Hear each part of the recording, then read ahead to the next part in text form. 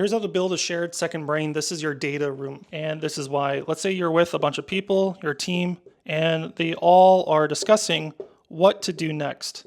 And you, as the most highly influential paid person, and you have opinions, your discussion gets heard and everyone kind of like says, oh, you know what, we don't want to talk anymore. So imagine you're on a boat and you're at sea, right? You're at sea and you're like, let's go this way. And everyone's like, we should go this way.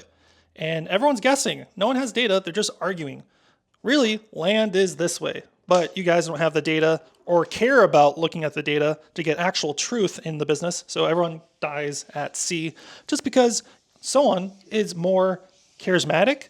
And that was actually the main reason why you have the Dune movies in the first place, to watch out for a charismatic leader, because then you might fall off the cliff like lemmings. So what do? You use the Quest framework. It is beautiful. It's something I came up with over the last few years and iterated with a bunch of team members. And it is very simple to set up, and you'll be able to set it up at the end of this video. And all you have to do is follow along or join the community that I have, where I will help you set this up as a welcome gift. So first you have a quarterly quest that you do every 12 weeks. And you might say, hey, hold on, there's 4 weeks that you're not counting for. Yeah, you use the last week of the quarter to plan for your quarterly quests. And the quarterly quests, there is one for traffic, conversions, price, and churn. The 4 constraints in your business that will always be there if you run the same business that I'm running. They will never go away. You might have a leaky faucet in the backyard, like a hose faucet. The faucet will still be there. It's just one of those things that you just have to be managing the constraints of. So under these, we have quests, and these are tied to a mission. And the mission is something that you do every 12 quarters, and the quarterly quests are what you reevaluate every 12 weeks. Why? A year is way too short to do anything meaningful, and 12 weeks is enough because it kind of like breaks down an entire year. It feels like 12 months. It just works significantly well to plan out things in quarters. It just makes it more tangible, makes things actually work. And something that you think might take 12 weeks, when you actually focus it down, might actually take just a few weeks, not the whole quarter. But you have these things. And this is really just a one-line sort of outcome, right? Just like the mission, with some sort of picture and like some text to go with it, like a paragraph. Doesn't have to be an essay, just like a paragraph. So when people show up to this Abaya, this daily data room, this sort of visual thing, they all can discuss how this is going. So first, everyone has this shared vision, which gets a lot of buy-in. Everyone's like, oh yeah, this is great. I'm here because of this. People might have different reasons. I'm here to make money. I'm here to help the world. I'm here to learn the skills. But you can combine all of it in this vision, which gets all of them to say, yes, I am a part of this. This feels like it's my ship that I'm helping to run. It's not just the ownership, it is our ship. So you have these quests, and this is the front end, and I have another set of 4, which is the back end, which is your IT, your recruiting, your HR, and your finances. IT being the process, recruiting being how you get and train people throughout the company, not just getting new people in, but to keep them trained, the leadership pipeline. HR being, are we sticking to what I will describe as the 4x4, which is a 4-hour chunk of work. Guess what? You can have 4 of these in a day, and you don't have to work 16 hours straight for the business, but you can spend time looking at these 4-hour things. And then finances, how are we getting money? The business needs to be a business where you can invest in your own business and get a return. Like spending $1 on ads might get you a lot of money, and you just keep playing that until it no longer makes you money, because then the constraint moves from getting leads and traffic to maybe keeping people. That might be a bigger opportunity. So you invest your money elsewhere. So you have these quests. Then you have your units. Your units is what you're measuring, and that you do 1 to 3 sort of charts. You can use a bar chart, line chart, scatter plot, or control, but you're just measuring a trend over time. So I'm just going to draw, numbers like this, for the price, and this is the conversion rate. And then this is maybe the traffic of the business, and this is how many clicks we get to the business, and this is how many leads we get to the business. And you want that as a sort of like visual of like how things are going, not just like as like when you're driving a car, you can see how fast you go, but the trend over time.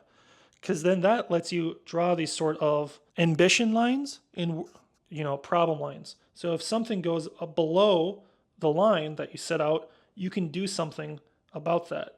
So for example, this has both it went below this line, we should do something, and it went above this line, we should still do something.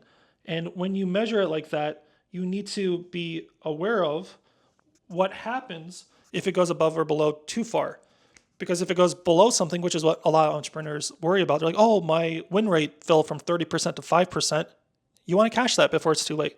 Or if, in my case, my win rate went to 90% for 2 weeks. We closed $20,000 like in just a few weeks. I was like, I only had 10 calls, and I had one person not want to buy it because he wasn't even on the right call.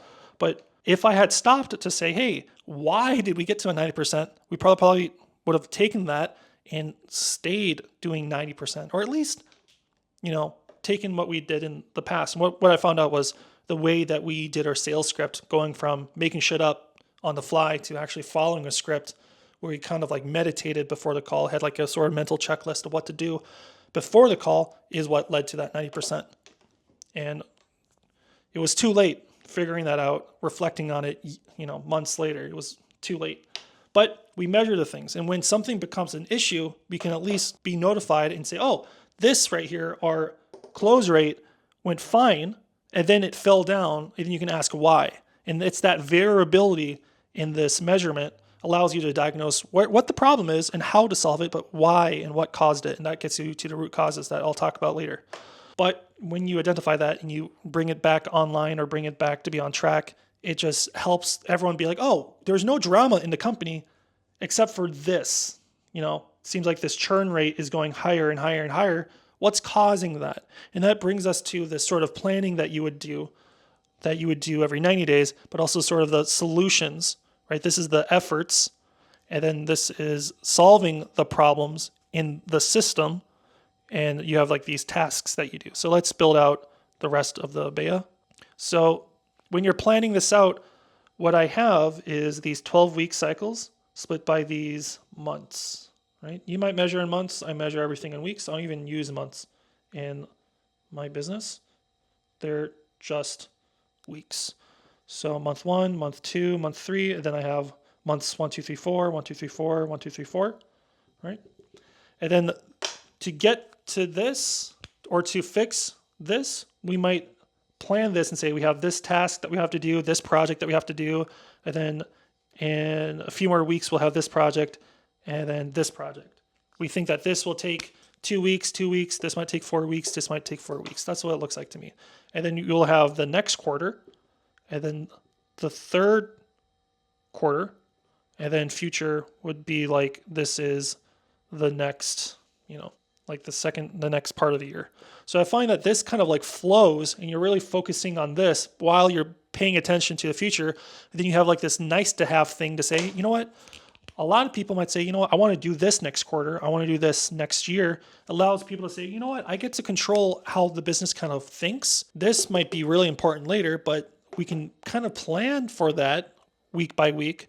And if there's no problem, let's say it's like really this is just do business as usual this month. It allows everything to say, you know what, this is working. It's good enough. It's healthy enough. We should just keep going and work on the things that are the problems or constraints in the business, which in this would be the churn. The churn is blowing up. Everything else seems to be on track, except this one little drop off, but this seems to be a problem.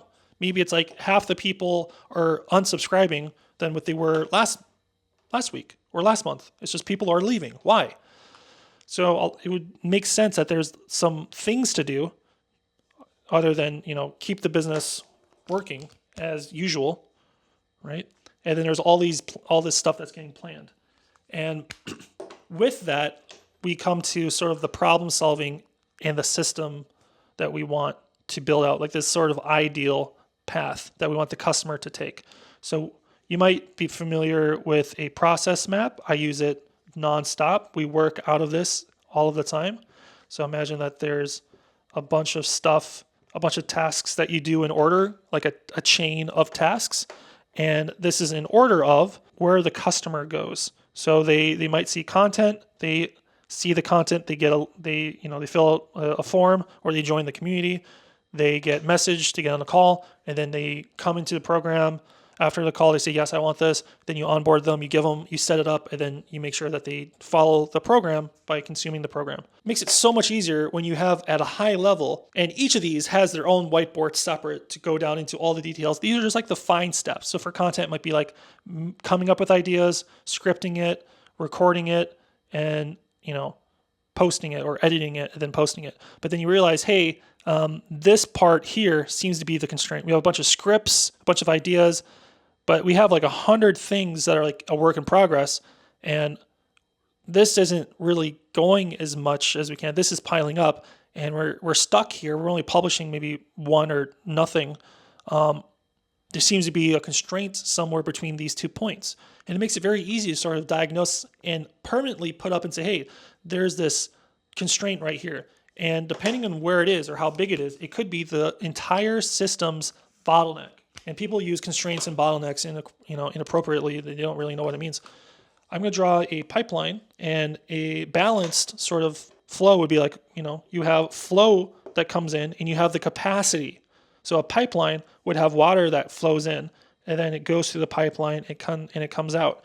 And what happens is they think in terms of local areas. They think of, this is my department, instead of looking at the entire business. So for us, we had a business that was getting 100 leads a week, and then we're only able to close so many. But and this can work both ways. You might have a ton of leads and only not enough people to close them, or you have no leads, but you're spending all this time theoretically making this capacity a lot bigger, but the flow is still the same. So that's like spending all your time researching and watching YouTube videos about sales, or researching how to make a course, but you haven't even created a lead magnet. And so you have no flow to the very first parts of your system. Like, you're not getting anyone to come into here, but you're spending all your time here or here or here, and you're not getting people to come in.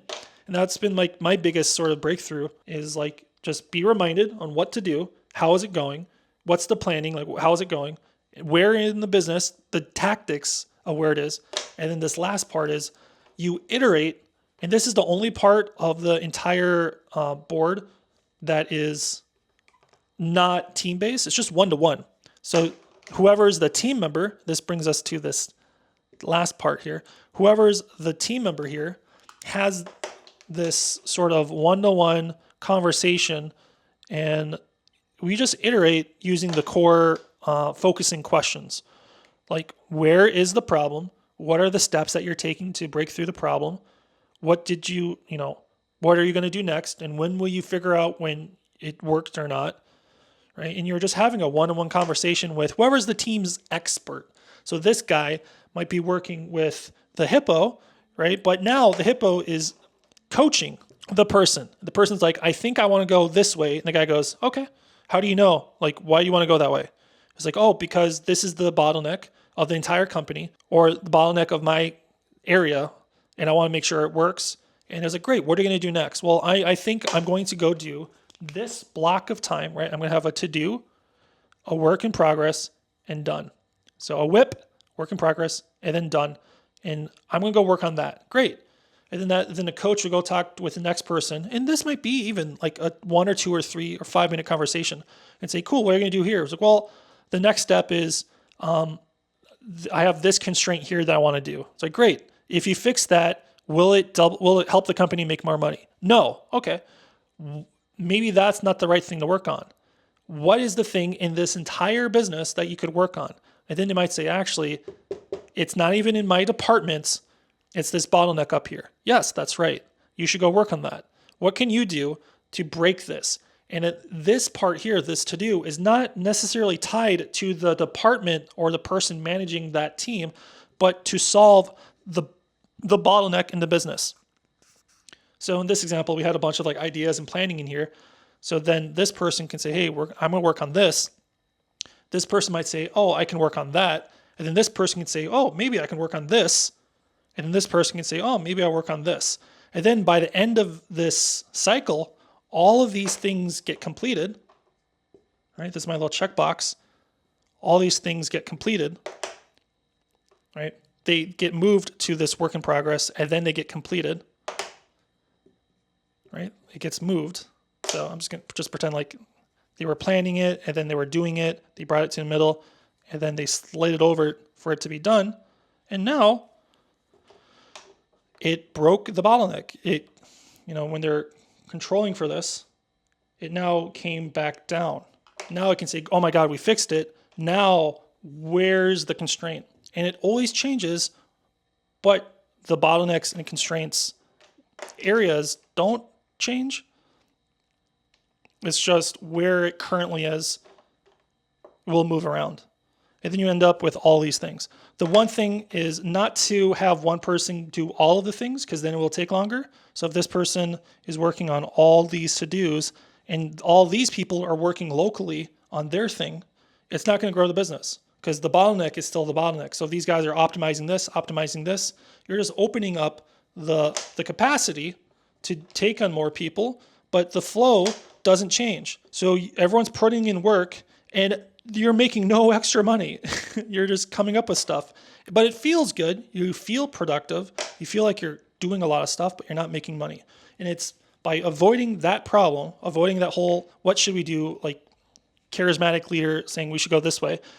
But by having everyone come together to look at this, by planning this every 12 weeks, and then looking at this data every week, looking at this in your weekly meets. Then for task, I have this literally, you could do this daily. I do this every 4 hours. Every 4 hours, I host a sort of accountability group in my school, in my community, where we all individually work on our own thing, but I bring my own team members to say, hey, at 4 a.m., I'm gonna do something. At 8, at 12, and then another one at 4 p.m. and 8 p.m. You could fit in a few blocks of time. And that could be time to break the company's bottleneck. It could be on your life, for your life, on how you want to run your life.